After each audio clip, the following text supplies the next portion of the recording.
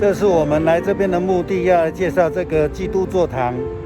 基督座堂以前的名字叫做水晶教堂。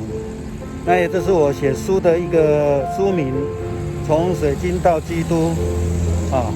他的改变，他的想法，他的神学，他的教会的运作，事工，我想都有很大的差别。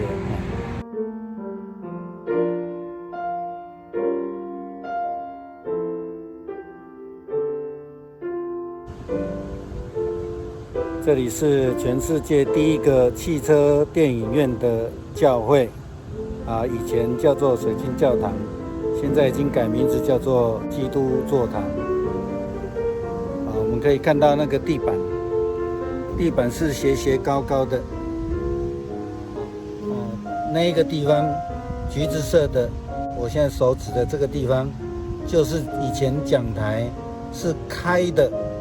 那苏勒牧师可以在里面讲到，对里面的人，也可以走到外面来，对这一些开汽车在这边的人。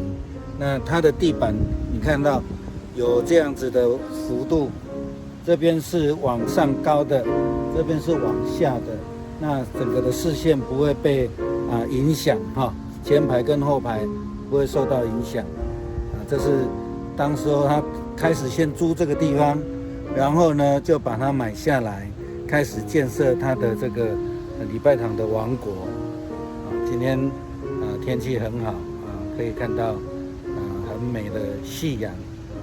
这是全世界第一个汽车电影院的教会就是苏勒牧师所建立的教会。